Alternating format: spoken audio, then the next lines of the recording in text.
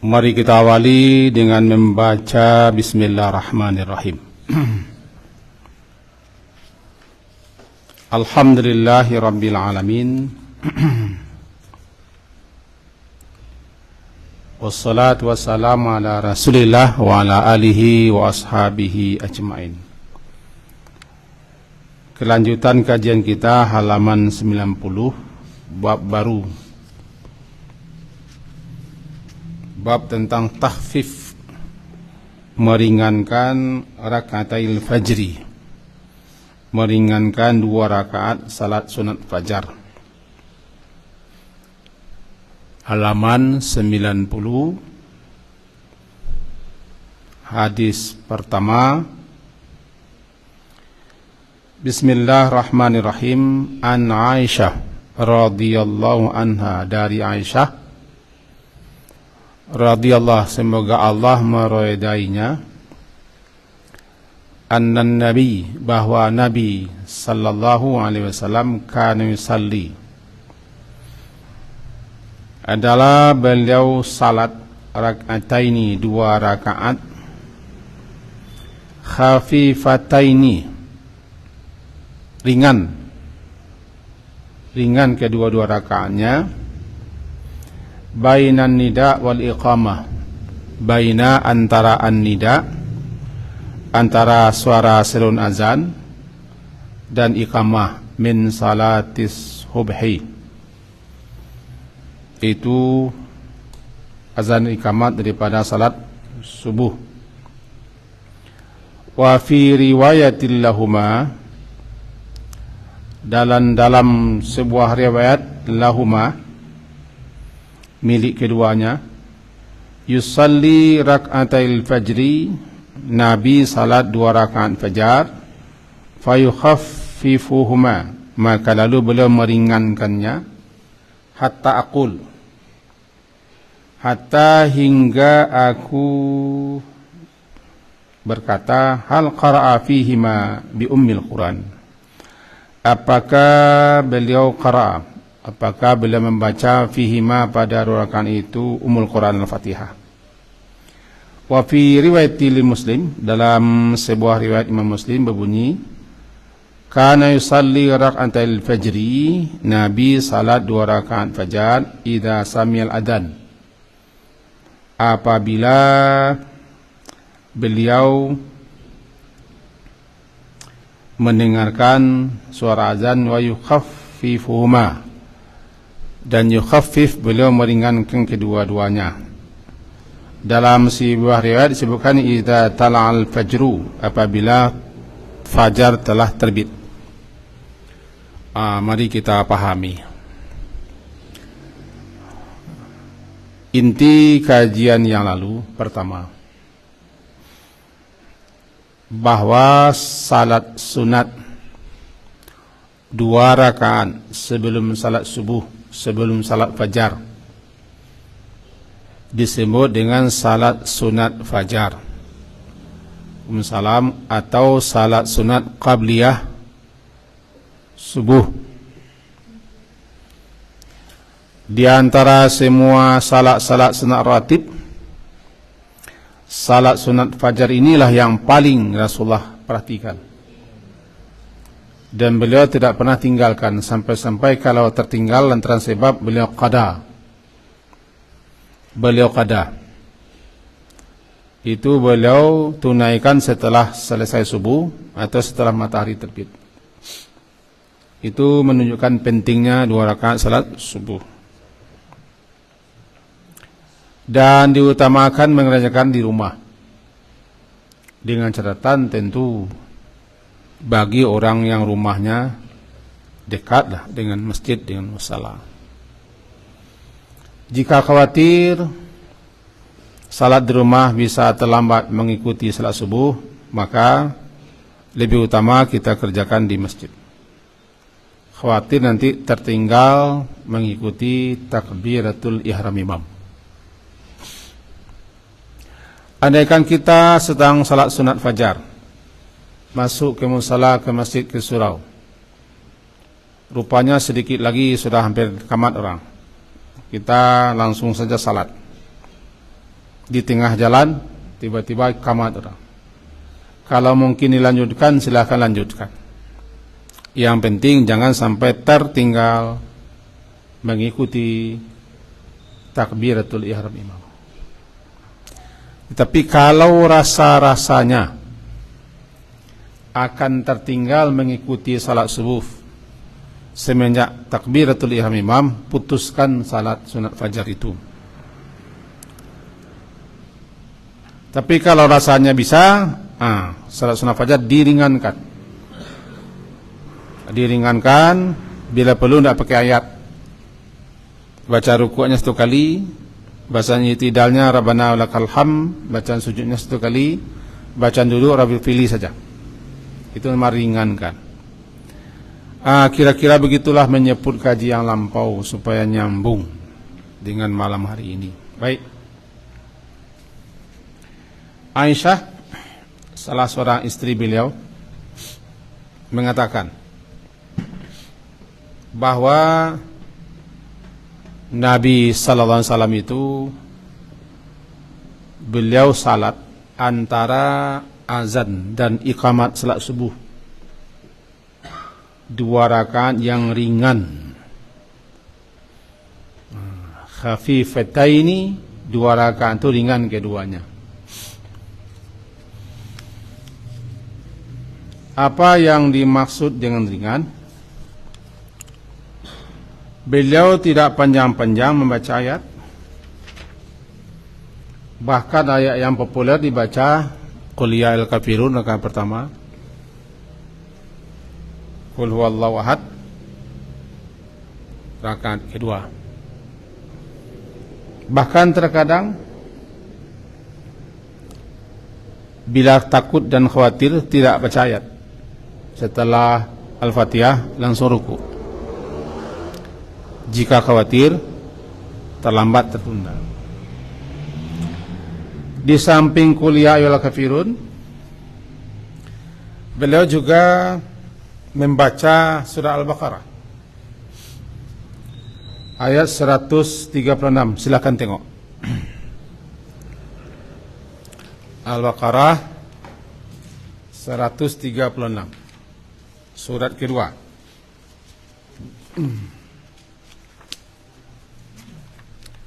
Kita pahami sejenak Al-Baqarah ini. Ayat 136.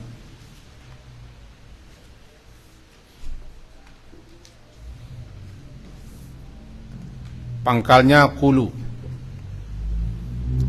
Ini juga dibaca Nabi ketika salat sunat fajar di rakaat pertama. A'udzubillahi minasyaitonirrajim. Bismillahirrahmanirrahim. Qulu amanna billahi. Katakanlah amanna billah. Kami beriman kepada Allah, wa ma unzila ilaina, dan kepada apa yang diturunkan kepada kami, wa ma, dan apa yang diturunkan kepada Nabi Ibrahim dan Ismail dan Ishak dan Yakub, wal asbat, dan anak cucu keturunannya, wa ma utiya Musa, dan apa yang diberikan kepada Nabi Musa, utiya diberikan kepada Nabi Musa dan Isa, wa ma utiya, dan apa yang diberikan kepada nabi-nabi min rabbihim, daripada Tuhan mereka. La nufarriqu, tidak kami beda-bedakan, nufarriq, baina ahadin minhum, antara satu dengan lainnya di antara mereka.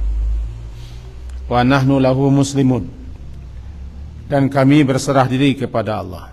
Mari kita pahami sejenak. Orang Yahudi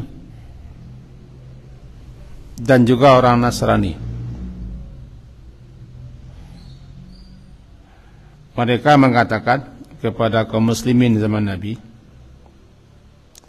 kalian masuk Yahudi lah, atau Nasrani lah. Kalau kalian sudah masuk Yahudi, Nasrani, kalian akan mendapat petunjuk. Karena mereka menganggap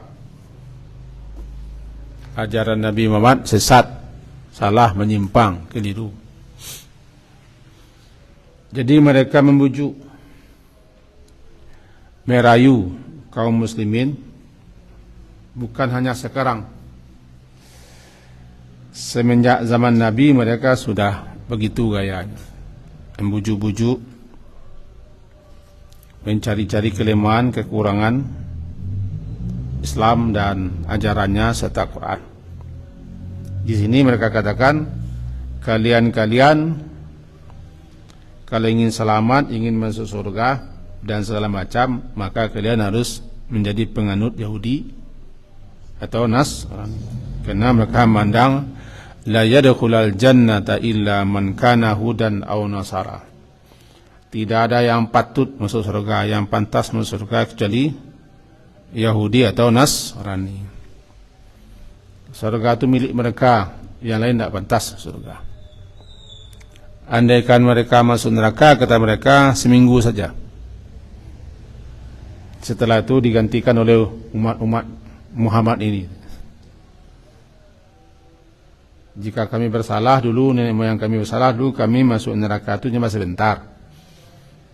Illa ayyamam ma'dudah, kecuali sebentar saja. Setelah itu apa? Kami masuk surga, kalian masuk neraka. Nah, kalau ingin selamat, ingin dapat petunjuk, ingin masuk surga, ya hudan au nasara, itu kata mereka. Kunu hudan au nasara. Kul, katakan kepada mereka ini yang diperintah Nabi. Kul, katakan kepada mereka ini, ya Muhammad, bahkan kami hanya akan mengikuti millah, ajaran agama yang dibawa oleh Nabi Ibrahim yang lurus. Ibrahim itu tidaklah termasuk orang musyrik. Ayat ini yang dibaca Nabi yang ke-136-nya. Katakanlah sebagai jawaban kepada orang yang merayu, yang menggoda, yang membujuk agar kita pindah, murtad, keluar daripada Islam, masuk kepada Yahudi atau Nasrani. Katakan, amanna billah, kami beriman kepada Allah, dan kami juga beriman kepada apa yang diturunkan kepada kami, yaitu Al-Quran. Wa ma unzila Ibrahim, dan juga kami beriman kepada apa yang diturunkan Allah kepada Nabi Ibrahim berupa suhuf. Kita kalau baca surat Sabihi, suhufi Ibrahim, suhuf itu adalah lembaran-lembaran. Lembaran-lembaran firman Allah namanya suhuf. Dan hukum-hukum, kami beriman kepada itu. Apa yang Allah turunkan kepada Nabi Ibrahim berupa suhuf-suhuf, dan juga kepada Ismail dan Ishak dan Yakub dan Asbat. Karena mereka itu semuanya adalah keturunan Nabi Ibrahim dan mengikut ajaran Nabi Ibrahim. Bahkan Nabi Muhammad juga keturunan Nabi Ibrahim. Dan apa yang Allah berikan kepada Nabi Musa, utiya wa ma utiya, apa yang diberikan kepada Nabi Musa, Taurat. Yang Allah berikan kepada Nabi Musa kan Taurat, kepada Nabi Isa Injil. Dan juga kami beriman kepada apa saja berupa wahyu atau kitab atau suhuf yang diberikan kepada nabi-nabi. Catatannya, setiap rasul pasti punya kitab. Wa anzalna ma'ahumul kitab, kami turunkan setiap rasul yang kami utus kitab, cuma tidak dicantumkan namanya. Hanya 4 saja yang cantumkan dalam Quran. Taurat, Zabur, Injil, Al-Quran. Itu bukan berarti rasul-rasul tidak punya kitab. Setiap rasul yang Allah utus, Allah turunkan kepadanya kitab sebagai fungsinya sama dengan Al-Quran. Petunjuk, pedoman, bimbingan berupa aturan-aturan. Al-Quran adalah penutupnya, pelengkapnya, penyempurnanya. Include semua kitab terlalu dalam Quran. Siapapun rasul, tapi Nabi tidak dapat. Gitu. Nabi hanyalah melanjutkan ajaran yang disampaikan oleh rasul yang sebelum mereka atau yang sezaman dengan mereka. Itu makanya nabi-nabi tidak punya kitab suci dan nabi-nabi tidak membawa syariat baru.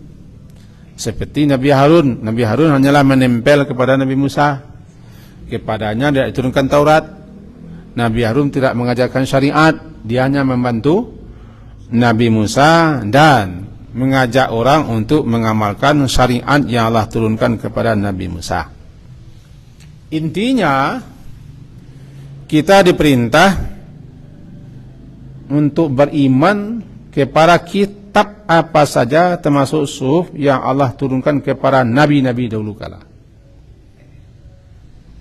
Dan diperintah kami ini untuk beriman kepada semua nabi. Percaya, semuanya rasul dan nabi yang Allah utus. Kami tidak akan membedakan satu dengan yang lainnya. La nufarriqu baina ahadin. Berbeda dengan mereka. Mereka kalau nabi itu tidak di golongan mereka, tidak beriman. Bahkan nabi yang dari golongan mereka bunuh. Tidak mau nurut, tidak mau berkendak mereka. Fariqan kadzabtum wa fariqan taqtulun. Sebagian didustakan, sebagian dibunuh. Maka terkenallah Bani Israel pembunuh para nabi. Bukan hanya ajaran yang dibunuh, nabinya yang dibunuh. Itu mereka. Kita diperintah tak? Semua rasul, semua nabi adalah diimani. Semuanya utusan Allah. Cuman yang akan diikuti ajarannya yang dibawa oleh Nabi Muhammad sallallahu alaihi wasallam. Tidak boleh kita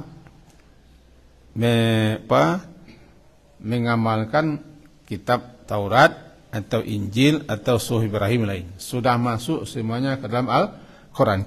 Cuman kita diperintah hanyalah percaya, mengimani bahwa apa yang diberikan, diturunkan kepada nabi-nabi sebelumnya itu daripada Allah. Kami percaya. Dan kami tidak akan membeda-bedakan antara satu nabi dengan nabi yang lainnya. Wa nahnu lahu muslimun. Kami kepadanya Allah, lahu kepada Allah, muslimun. Kami menyerahkan diri kepada Allah, tunduk patuh, namanya muslim, kepada hukum-hukumnya, kepada aturan-aturannya. Ini yang dibaca oleh Nabi dalam rakaat pertama salat sunat fajar, salat sunat sebelum salat subuh, di rakaat yang pertama. Qulu amanna billahi wa ma unzila ilaina wa ma unzila ila Ibrahim wa Ismail wa Isqa wa Yaquba wal asbat wa ma utiya Musa wa Isa wa ma utiya an-nabiyyu nabi rabbihim la nufarriqu baina ahadin minhum wa nahnu lahu muslimun. Rakaat pertama. Sementara di rakaat kedua yang membaca surat Ali Imran. Ali Imran, balik sedikit Ali Imran. Surat ketiga yang membaca adalah surat Ali Imran ayat 64.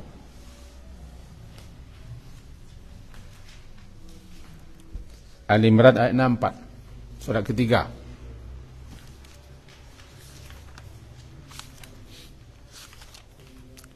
Halaman 58. Qul ya ahlal kitab. Ini rakaat kedua. Qul ya ahlal kitab, wahai ahlal kitab. Siapa ahlal kitab? Yahudi dan Nasrani.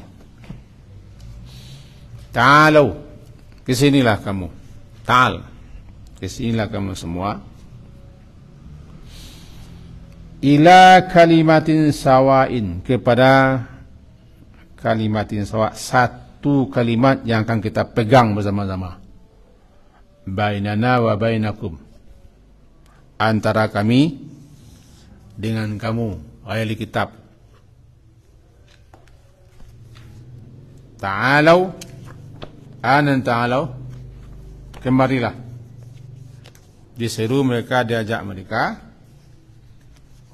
untuk berpegang kepada satu, ila kalimatin sawa, kepada satu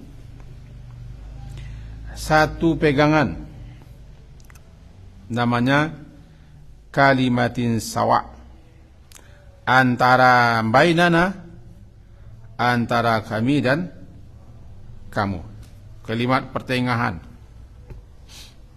Apa itu? Allah na'bud, bahwasanya kita, kami tidak akan menyembah kecuali Allah. Ini sama kalimat kitanya.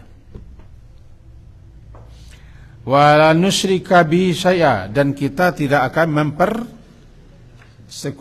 memperserikatkan dengan Allah itu sesuatu apapun juga. Wala yattakhidha ba'duna ba'dan arbaban, dan tidak akan menjadikan sebahagian kita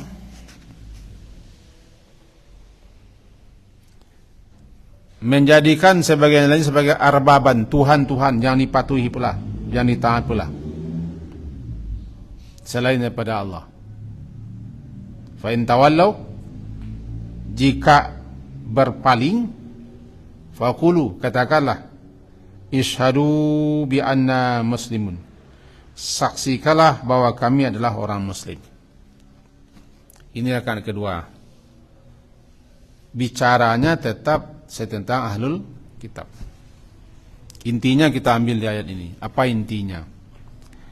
Intinya ini jawaban kepada ahlul kitab yang menggoda, merayu, membujuk-bujuk agar kita meninggalkan syariat Islam, murtad,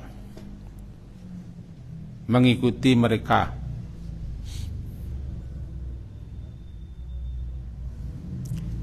Kalau di surah Baqarah dikatakan, kami hanya akan beriman kepada apa yang diturunkan kepada kami, dan seterusnya. Di sini dikatakan, ayat Alkitab, mari kita. Apa mari kita? Satu pegangan kita. Sama-sama menyembah Allah dan tidak mempersekutukan, bersikatkan dengan Allah sesuatu apapun, dan tidak akan menjadikan pemimpin-pemimpin kita sebagai Tuhan-Tuhan yang berhak disembah. Apa itu? Orang Yahudi itu terkenal dengan mempertuhan pendeta. Pendeta mereka pemilik agama. Nasrani juga begitu. Sehingga mereka layak pula menghapuskan dosa orang lain. Mereka menghalalkan, mereka mengharamkan. Seakan-akan bertindak sebagai Tuhan. Tiga itu. Apa kalimatin sawa? Apa kalimat? Satu kalimatnya, tidak menyembah kecuali Allah, tidak syirik, dan tidak menjadikan sebagian kita menjadi sesembahan sama dengan Tuhan, dengan Allah. Mentaati mereka seakan-akan dia Tuhan pula. Ini sekelumit. Dalam riwayat lain yang dibaca Nabi ayat 53 surah Al-Imran. Dalam lain yang dibaca Nabi ayat 53 di rakaat kedua, bunyinya, Rabbana amanna bima anzalta wattaba'na ar-rasula faktubna ma'asyhidin. Ini sekedar ringkas menjelaskan kepada kita ayat yang dibaca Nabi ketika salat sunat fajar. Nampaknya di salat sunat fajar itu dijelaskan, diterangkan gerangan apa ayat-ayatnya, walaupun tidak wajib dibaca ayat itu, tapi sunnahnya. Pertama, Nabi lazim membaca Qul ya ayyuhal kafirun di rakaat pertama. Yang kedua, rakaat kedua Qul huwallahu ahad. Atau di kali yang lain beliau membaca rakaat pertama Al-Baqarah ayat 163, 136 bunyinya Qulu amanna billahi wa ma unzila ilaina. Dan di rakaat kedua beliau baca surat Ali Imran ayat 64 bunyinya Qul ya ahlal kitab ta'alau. Atau di rakaat kedua beliau baca surah Ali Imran ayat 53, Rabbana amanna, dan seterusnya. Ini sekedar menjelaskan secara ringkas. Kalau begitu kita kembali lagi ke hadis tadi. Apa bunyi hadis? Yang pertama, disunnahkan kita meringankan 2 rakaat salat sunat fajar. Jangan lama-lama betul.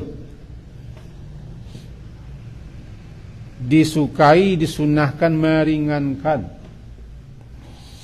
Jikalau ada orang lama-lama tagak di salat sunat fajar itu, berarti dia tidak mengamalkan sunnahnya. Karena Nabi sendiri meringankan. Kenapa ringannya? Qul ya kafirun. Apa lagi?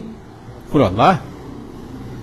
Atau Al-Baqarah 136. Ditambah Ali Imran yang pendeknya ayat 53. Jadi kalau ada orang lama-lama berdiri ketika salat sunat fajar, boleh, tidak ada larangan, dibacanya ayat panjang-panjang satu halaman, tidak masalah. Cuman dia tidak mengikuti Nabi sallallahu alaihi wasallam. Berdosa, masa berdosa? Tidak berdosa. Beliau, orang ini tidak mengamalkan yang disunnahkan. Istilahnya kata ulama istihbab. Istihbab takhfifi rakaatil fajr. Disukai kita untuk meringankan salat sunat fajar. Ringannya seperti itu. Berbeda dengan salat sunat lain, tidak ada keringanan. Kapan diringankan? Karena diingatkan itu karena akan mengikuti salat subuh. Salat subuh agak panjang ayatnya dibanding dengan salat maghrib dan isya. Makanya jangan terlalu lama betul jarak antara azan dan iqamat subuh. Terlalu lama pula. Ada yang sampai setengah jam. Lama. Karena salatnya cuma situ, 2 rakaat ringan. 2 rakaat ringan.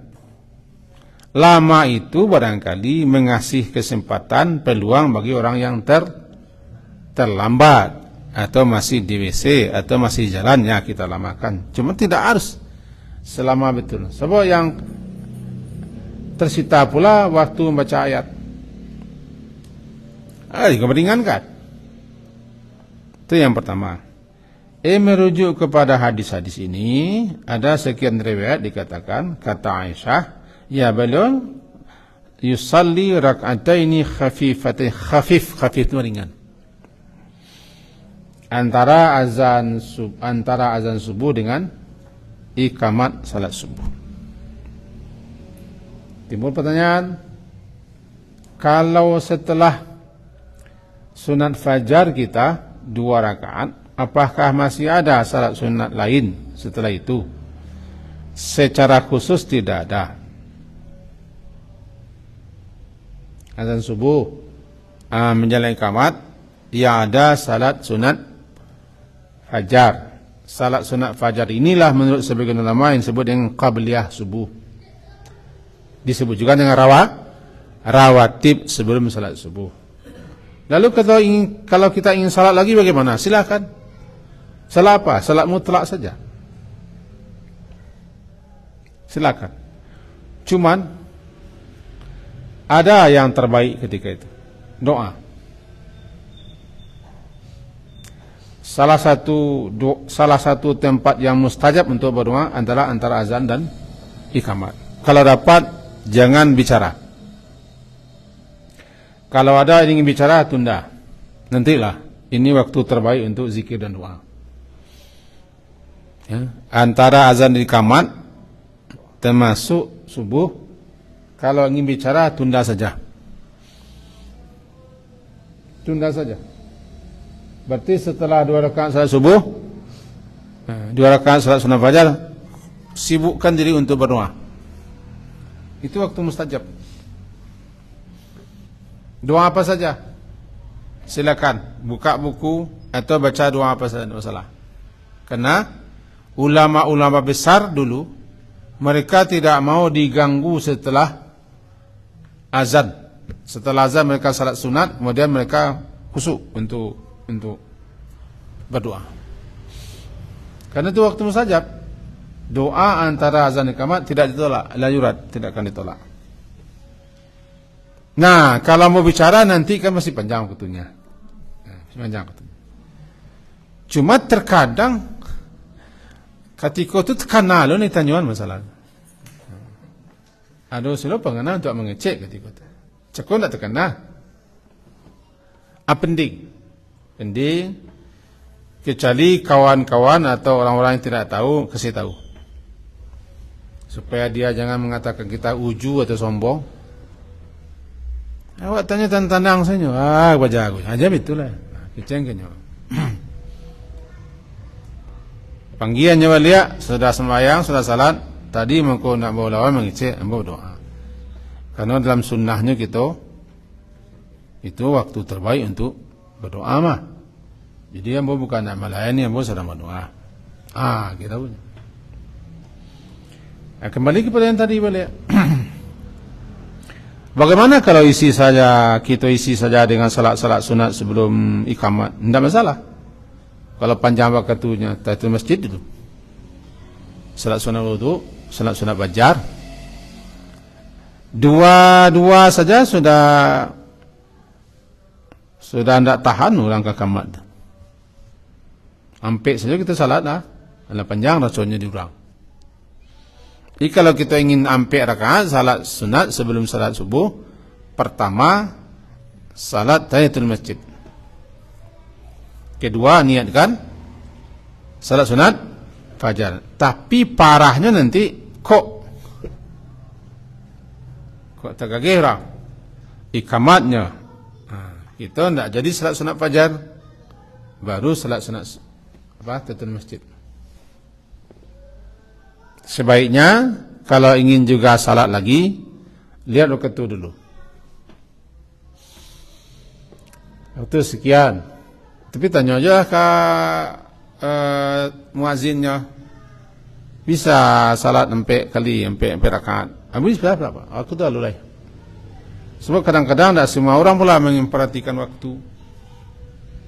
Ya, tapi kalau tidak Pak 2 rakaat saya. Kalau 2 rakaat saya kecilnya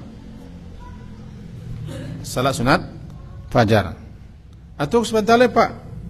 Ringkaskan, ringankan. Meringkas, meringan kata Aisyah, seakan-akan beliau tidak membaca Ummul Quran. Hal qara'a fihi ma bi Ummul Quran? Apakah Rasulullah ada tidak membaca Al-Fatihah? Begitu capek saya salat sunat fajar. Berarti itu memang salat sunat fajar tidak panjang-panjang. Lebih-lebih situasinya, keadaannya menghendaki jangan panjang-panjang, karena orang akan iqamat. Ada catatan C. Andaikan iqamat orang, awak sedang salat. Cakolah kita terang, tapi jangan sampai bagi-bagi orang. Awak salat iqamat belum? Jangan. Awak yang kadang kurang bertanya, ni terlaki salat 2 rakaat kau.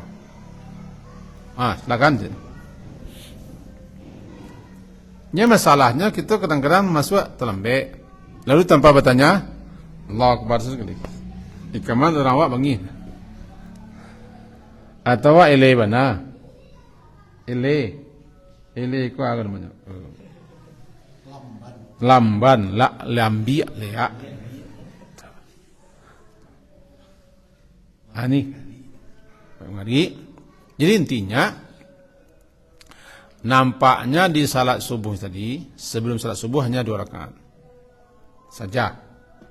Tapi andaikan ingin jua salat, ada sekian pilihan dengan catatan waktu masih. Kalau ambo biasanya, kalau capek tiba, dia mau setiap subuh keluar, jarang capek tiba, sebab di jalan itu kadang-kadang di luar dugaan terjadi. Andaikan capek tiba, langsung sajalah salat sunat fajar.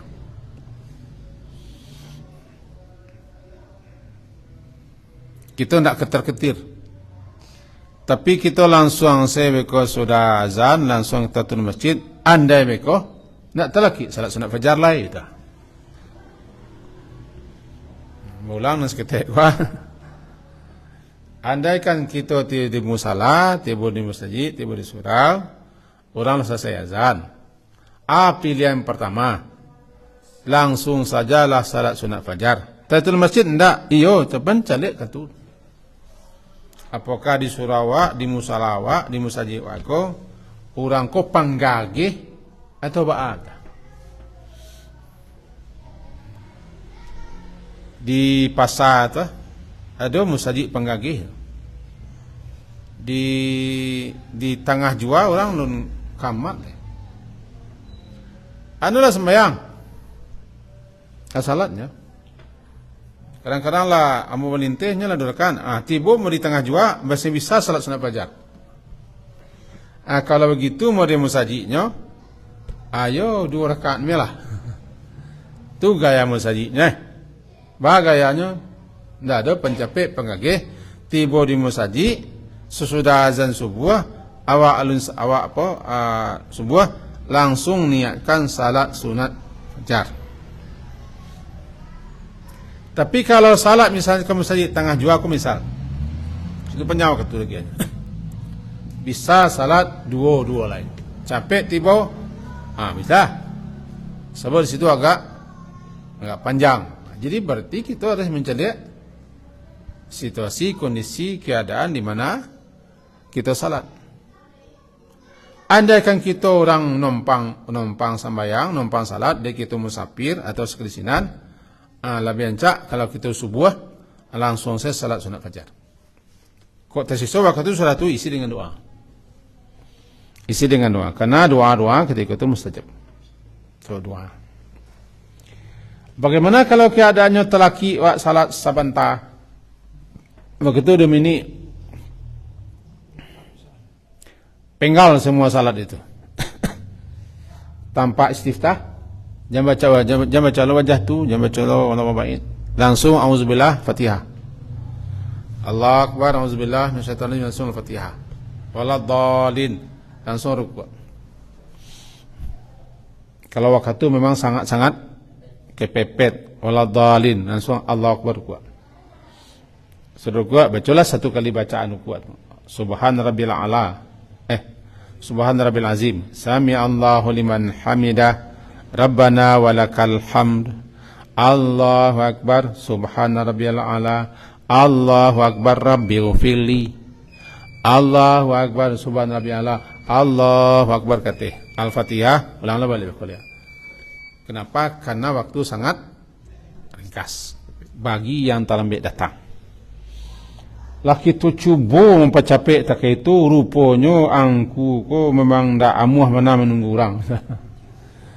Memang awak tak gagih tu kaja loh. Hanya menunggu orang samini nak rasa sajam dia nyuai. Jadi gaduh-gaduhnya mi taruh misalnya. Kacanya. Lepas tu batuan. Kadang-kadang mengurutuk lawak sedang sembahyang macam. Potong kompas. Amat potong. Andai kena terlaki, rasa nak terkaja kita mengikuti takbiratul ihram, putusin salat. demi mengikuti salat berjamaah semenjak takbiratul ihram lebih utama daripada menyempurnakan salat sunat. Ulang. Mengikuti takbiratul ihram imam salat berjamaah lebih utama daripada melanjutkan salat sunat. Dilanjutkan juga salat sunat, jangan-jangan mereka orang selesai Fatihah, kita baru selesai. Kami bisa dipikirkan tu. Kita lanjutkan juga salat sunat. Rasanya orang lah baca ayat apa lah takbir lah sampai ya kana abudu. Kita baru assalamualaikum. Berartilah tertunda kita mendapat fadilah keutamaan salat berjamaah. Karena salat berjamaah itu utamanya semenjak ikut takbiratul ihram imam. Termasuk sebenarnya kita yang tak salat sunat lah. Karena ada sebagian orang bahasanya sebelum salat tu mendoa dulu. Kau mendoa, kau baca niat, kau kita sampaikanlah. Kalau kau baca niatnya, kalau kau berdoa-doanya, jangan sampai terlambat mengikuti takbiratul ihram imam. Panjang Nabi kau doa dan sampai ia akan na'budu kita masih doa. Lama benar. Mari kita baca. Innama ju'inal imam liutamma bih. Imam itu diadakan, diangkat untuk diikuti. Titik-titik. Idza kabbara fakabbiru. Apabila imam itu bertakbir, maka langsung kamu takbir. Itu tak ada jarak tu. Idza kabbara fakabbiru. Apabila dia bertakbir, kamu bertakbir. Idza qara'a fa'ansitu. Apabila dia baca, diam. Begitu saja. Apabila dia rukuk, rukuk.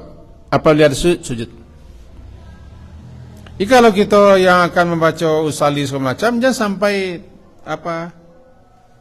kita tidak akan perdebatkan usali, kau bangil orang kan? Tidak. Kalau kamu baca-baca yo sengaja aku usali segala macam, janganlah sampai